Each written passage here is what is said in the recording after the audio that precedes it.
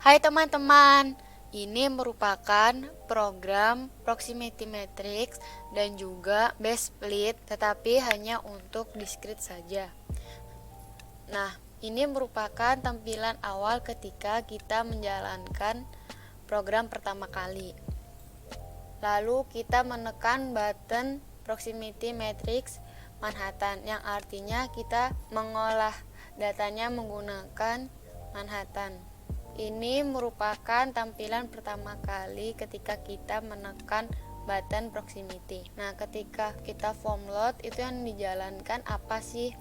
Nah, pertama kali itu kita membuat kelas proximity dulu.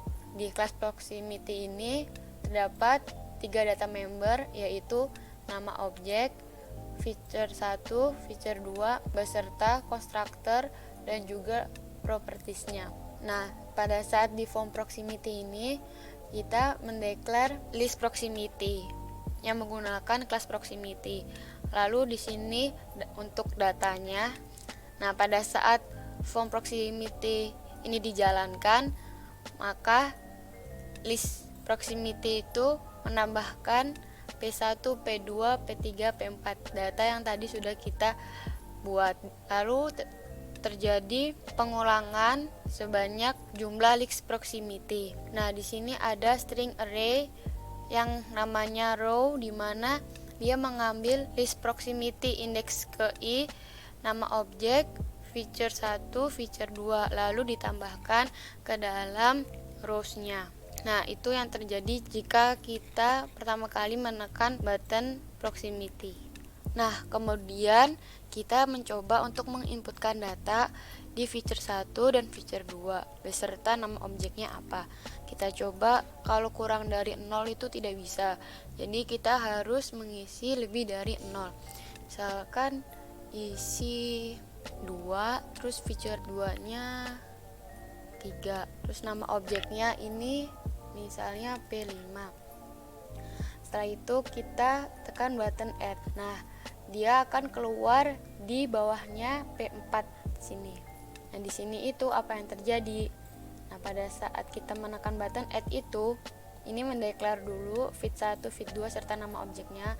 Lalu kita di sini membuat variabel baru yaitu new node, di mana tipe datanya kelas proximity. Nah, di new node ini nantinya kita akan menambahkan ke dalam list proximity.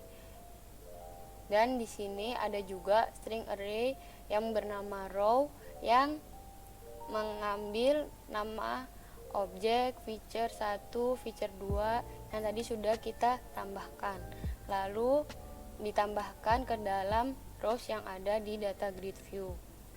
Kemudian kita menekan button Manhattan. Nah, keluar seperti ini. Nama objek P1, nama objek P1. Nah, ini tuh artinya yang dibandingkan P1 dengan P1, ini P1 dengan P2. Nah, ini seperti ini isinya. Ini itu dapat dari mana sih yang P5, isi P1, isi P2 total. Nah, di sini itu kita mendeklar dulu isi feed 1, isi feed 2 untuk menuliskan perhitungannya. Lalu di sini juga ada total.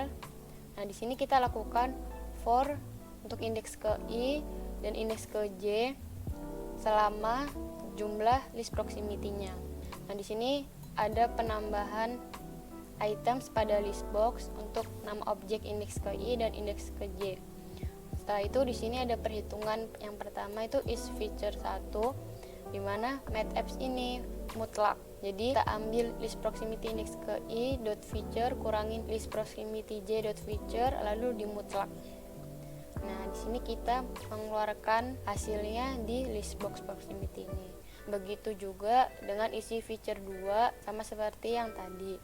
Lalu di total ini kita menambahkan isi feature 1 plus isi feature 2. Nah, setelah itu di sini dikeluarkan di list box proximity ini. Kemudian jika kita ingin menghapus seluruh isi di list box maupun di data grid view dan di numeric up and down serta text box ini, kita dapat menekan button clear.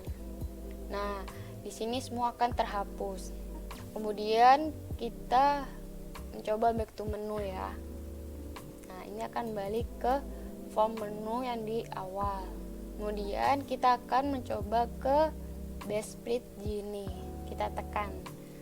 Nah, ini merupakan tampilan pertama kali ketika kita menekan button best split Gini. Nah, best split Gini itu berarti kita menentukan best split dengan menggunakan Gini.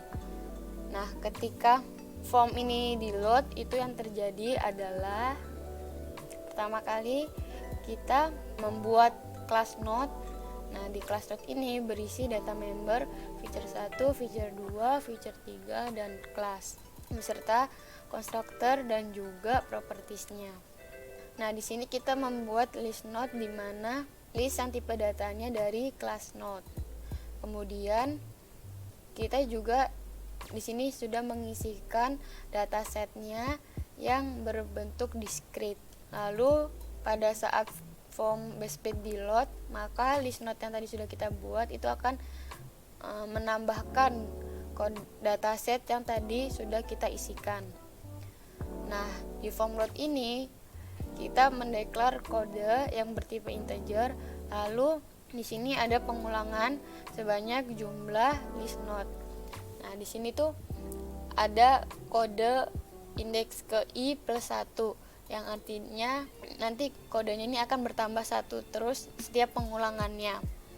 Lalu di sini ada string array yang bernama row, di mana dia mengambil kode yang tadi sudah kita buat, lalu list node indeks ke i feature 1, feature 2, feature 3, dan kelasnya. Nah, setelah itu ditambahkan ke dalam rows yang ada di data grid view. Setelah itu kita bisa menambahkan data pada feature 1, 2, 3, dan kelas. Misalkan feature 1 di sini no, plastik, round, kelasnya C1. Lalu kita tekan add. Nah, di sini dia akan muncul dengan kode 21, feature 1-nya no, sesuai, feature 2-nya plastik, feature 3-nya round, dan kelasnya C1. Nah, ketika kita menekan button add, kita membuat new node yang tipe datanya class node. Nah, di sini kita mengambil yang sudah tadi kita isikan pada combo box. Lalu kita tambahkan new node ke dalam list node. Nah, kita juga buat string array row sama seperti yang tadi, dan juga kita tambahkan ke dalam rows. Nah, kemudian kita menekan button best split untuk menentukan best splitnya. Nah, di sini kita dapatkan C0 sama dengan 6, C1 sama dengan 8, C2 sama dengan 7. Kemudian di sini ada feature 1 yang atributnya yes dan no. Lalu di sini ada C0 yes sama dengan 6, C1 yes sama dengan 3, C2 yes sama dengan 2.